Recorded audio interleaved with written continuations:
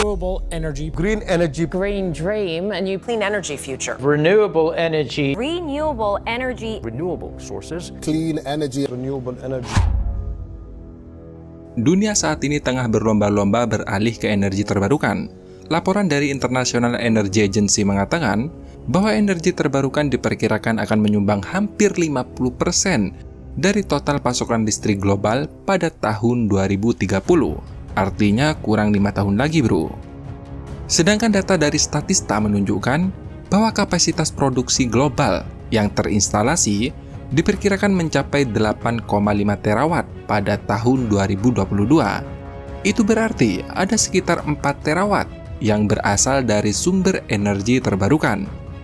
Uniknya, International Solar Alliance mengatakan kapasitas listrik dari energi surya sekitar 28,33% dari total kapasitas listrik energi terbarukan. Artinya, solar panel memiliki porsi yang cukup besar dalam kontribusi energi terbarukan di masa depan, yaitu sekitar 1.133 gigawatt. Tapi sayangnya, ini tidak dibarengi dengan kemampuan produksi solar panel di seluruh dunia. Data dari International Energy Agency mengatakan kapasitas produksi global untuk sel surya atau solar PV hanya sekitar 200 gigawatt per tahun. Artinya masih kurang sekitar 26 gigawatt per tahun.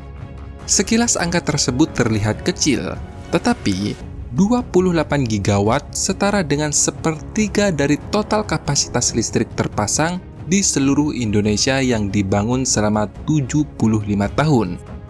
Saat ini, Cina adalah negara dengan kapasitas terpasang solar panel terbesar di dunia, yaitu sebesar 609.921 megawatt. Kemudian, diikuti oleh Amerika Serikat dengan kapasitas sekitar 139.205 megawatt.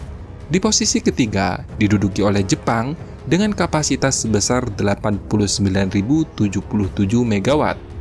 Indonesia tidak perlu terlalu berharap pada pasar panel surya di Cina, karena meskipun Cina memiliki pasar yang besar, negara tersebut juga mampu memproduksi sekitar 86% dari panel surya di seluruh dunia setiap tahunnya.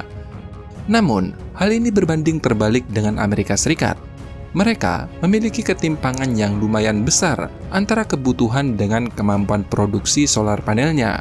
Produksi surya panel Amerika Serikat pada tahun 2024 hanya sekitar 26 gigawatt per tahun, sedangkan kebutuhannya mencapai 32 gigawatt per tahun. Itu berarti Amerika Serikat masih perlu impor panel surya dari negara lain untuk memenuhi kebutuhan energinya yang terus meningkat. Pada kuartal pertama 2024 saja, Amerika Serikat telah mengimpor sekitar 14 gigawatt dari berbagai negara.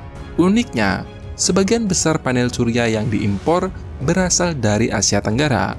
Tapi, sayang seribu sayang, meskipun berasal dari Asia Tenggara, lagi-lagi nih, Indonesia hanya menjadi penonton saja. Di sini Vietnam berhasil menguasai sekitar 34% dari penjualan panel surya di Amerika Serikat.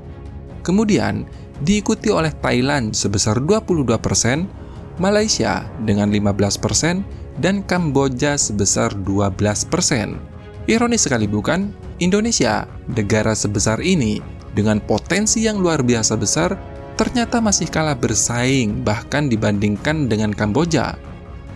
Melihat produk-produk dari Asia Tenggara membanjiri pasar Amerika Serikat, para produsen panel surya di Amerika mengeluh. Terlebih, barang-barang dari Asia Tenggara harganya sangat murah dibandingkan dengan harga surya panel buatan dalam negeri mereka. Mengutip dari beberapa sumber, pada bulan November 2024 kemarin, Amerika Serikat telah menetapkan aturan baru tentang tarif anti-dumping awal pada impor solar panel dari Kamboja, Malaysia, Thailand, dan Vietnam. Tarifnya pun tak main-main, bahkan ada yang hampir mencapai 300%. Bisa bayangkan, tarif impornya hampir 300%. Di antaranya yang terkena tarif, yaitu perusahaan asal Vietnam, seperti Boviet Solar Technology, terkena tarif minimal sebesar 0,81%. Kemudian, ada juga JA Solar yang terkena tarif 2,85%. Sementara itu, JIP New Energy Vietnam Company, HT Solar Vietnam Limited, Sengtian New Energy dan Green Energy Commercial Service Company dikenakan tarif hingga 292,61%. Nah, dari Thailand, Trina Solar Science and Technology, Tinghua New Energy, dan Sansan Electrical Energy dikenakan tarif sebesar 34,52%. Sedangkan dari Malaysia, seperti Hanwha Qcell dikenakan tarif sebesar 14,72%. Jinko Solar Technology dikenakan tarif sebesar 3,47%. Sedangkan Bioja New Energy, Pax Union Resource, dan Sunmax Energy dikenakan tarif sebesar 123,94%. Nah, sekarang giliran Kamboja. Seperti Solar Space New Energy dikenakan tarif sebesar 8,25%, sedangkan Jintek Photovoltaic Technology dan ISC Kamboja dikenakan tarif masing-masing sebesar 68,45%. Melihat hal ini, sebenarnya pemerintah Indonesia cerdas. Meskipun Indonesia memiliki potensi ekspor panel surya yang sangat menguntungkan, tetapi apa yang dilakukan Indonesia tidak terlalu agresif dalam ekspor panel surya, terutama ke Amerika Serikat.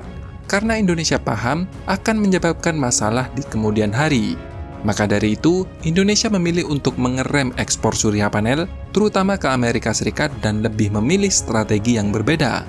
Perlu diketahui, Indonesia juga merupakan salah satu eksportir panel surya terbesar ke Amerika.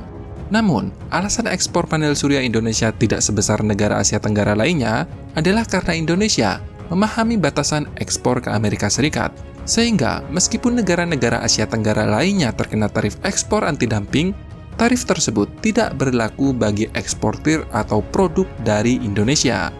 Badan Pusat Statistik melaporkan nilai ekspor non-migas ke Amerika Serikat pada Januari hingga Oktober 2024 sebesar 21,51 miliar US dollar atau sekitar 322,65 triliun. Dan panel surya adalah salah satu produk yang paling banyak diekspor ke negara pamansan tersebut, baik dalam bentuk panel maupun yang sudah dirakit. Selain itu, alih-alih untuk menarik investasi dari Cina untuk tujuan ekspor ke Amerika Serikat dan Eropa, Indonesia justru memilih menarik investasi dan membangun industri panel surya dari negara asalnya sendiri, yaitu Amerika Serikat. Perusahaan panel surya jumbo asal Amerika Serikat, SEG Solar, telah resmi melakukan groundbreaking pabrik di Batang, Jawa Tengah pada akhir 2024 yang lalu. Hebatnya lagi, perusahaan ini menyandang predikat sebagai produsen fotovoltaik terbesar di Asia Tenggara. Produk yang dihasilkan pun akan lebih kompetitif dibandingkan hasil produk dari negara-negara Asia Tenggara lainnya, karena pabrik ini terintegrasi dengan industri dari negara asalnya, sehingga tidak dianggap sebagai ancaman seperti produk panel surya dari negara Asia Tenggara lainnya, bro, alias bebas dari impor anti-dumping yang diterapkan oleh Amerika Serikat. Nah, bagaimana menurut kalian? Apakah kalian sependapat dengan admin yang menganggap strategi dari pemerintah Indonesia itu cerdas? Atau ada hal yang lain nih? Silahkan tulis pendapat kalian di kolom komentar. Terima kasih sudah menonton, dan sampai jumpa di next video. Dadah!